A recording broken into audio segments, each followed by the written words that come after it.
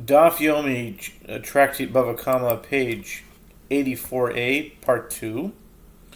We left off with Rav Papa Mishmei de Rava. Several lines down, maybe halfway. The Gemara presents another derivation. Rav Papa said in the name of Rava that concerning one who was injured by another who must pay for damage, the verse states, if he rises again and walks outside upon his staff, then he that struck him shall be absolved. Only he shall pay for his loss of livelihood and shall cause him to be thoroughly healed.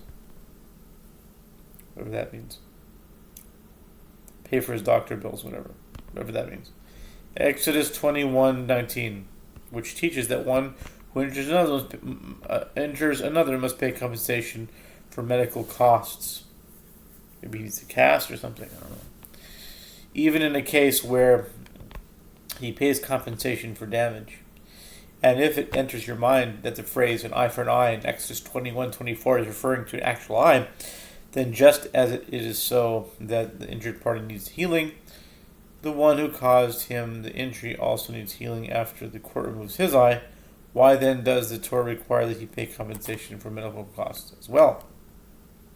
The Gemara objects, what is the difficulty? Perhaps there is one whose flesh heals quickly, and there is another whose flesh does not heal quickly. Therefore, even if the court actually removes an eye for an eye, the one who caused the injury might still need to compensate the injured party for medical costs. What is the practical difference when the Torah states, and shall cause him to be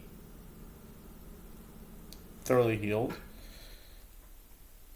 Exodus 21:19, it renders the one who caused the injury liable to give the injured party compensation for the difference between their respective medical costs.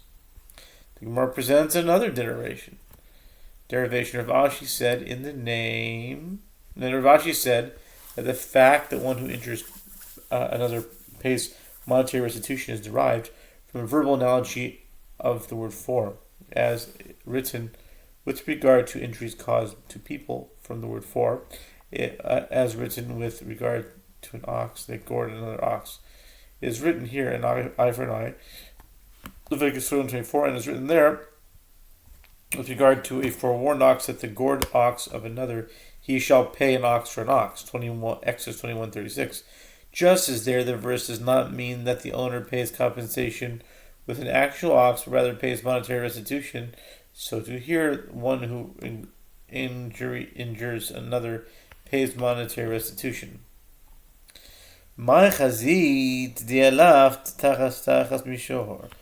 The Gemara asks, what did you see that led you to derive the halacha from a verbal analogy of the word for, as stated in the verse with regard to injuries to a person, from the word for, as stated with regard to an ox? Let us learn a verbal analogy of the word for, as stated in the verse with regard to injuries to a person, from the word for, as stated with regard to a person, as it is written about one who kills another, you shall give a life for a life, Exodus 21:23. Just as there, the court punishes the guilty party by taking his actual life. So to here, why not say that the court should take his actual eye? The sages say in response, the halacha concerning damages is derived from a verse concerning damages, and the halacha concerning damages is not derived from a verse concerning death. The Gemara objects, on the contrary, say that the halacha concerning a person is derived from a verse concerning a person, and the halacha concerning a person is not derived from a verse concerning animals. Rather, Rav Ashi retracts his original statement and said a different derivation. The halacha is derived from a verbal analogy of the word for, as written with regard to injuries from the word for, as written with regard to a man who rapes a woman, you must pay monetary compensation. The verse states, then the man that lay with her shall give to the girl's father 50 shekels of silver, and she shall be his wife for he has afflicted her, he may not send her away all his days. Deuteronomy 22:29.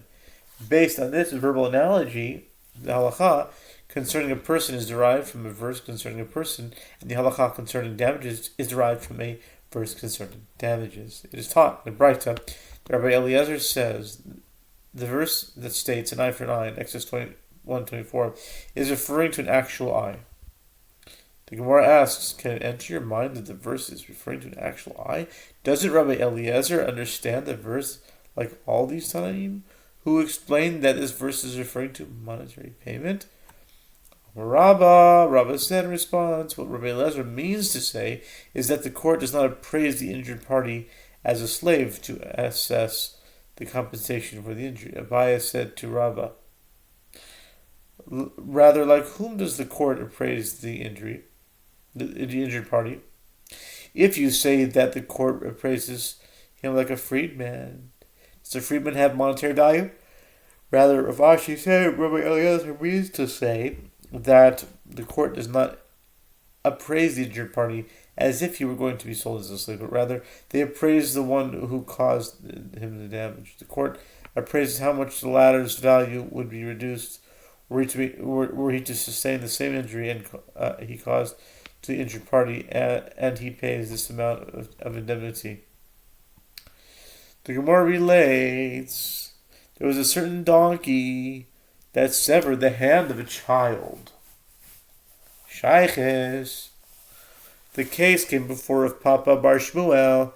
He said to the officers of the court, go appraise the 4 types of indemnity for the child. Rava said to him, but didn't we learn in the Mishnah that there are 5 steps of indemnity? Rav Bar Shmuel said to him, I was saying to include the indemnities of the responsible party is liable to pay other than damage. Abaye said to him, but was this not a donkey that caused the injury? And the owner of the donkey that caused the injury pays only for the damage? Rav Bar Shmuel said to the officers of the court, go appraise for the child of the value of his damage. They said to him, but doesn't the child need to be appraised as a slave? He said to them, go appraise him as a slave. The father of the child said to them,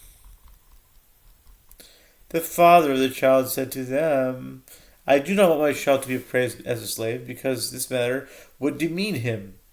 They said to the father, but you are acting to the detriment of the child, as he will not receive compensation for his injury. He said to them, when he matures, I will appease him with my own money rather than see him demeaned now.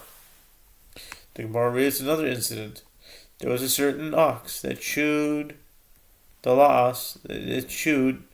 hand of a child, injuring him. The case came before Rav, and he said to the officers of the court, go appraise him as a slave. They said to Rav, but wasn't it you, master, who said, with regard to anyone who is appraised as a slave in order to determine the amount of a monetary payment, that penalty is not collected by courts in Babylonia? Rav said to them, it is not necessary to appraise his value in order to force the guilty party to pay restitution, but it is nevertheless necessary to determine his value. This is because if the injured party seizes property from the one who caused the injury, that property is equal in value to what this payment should be. Similar to what a payment should be. The court will not compel him to return it. The Gemara notes. Rava conforms to his standard of line of reasoning. As Rava says, compensation for damage to an ox caused by an ox and for damage to an ox caused by a person is caused. Okay, compensation for damage to an ox caused by an ox and damage to an ox caused by a person is collected by the courts.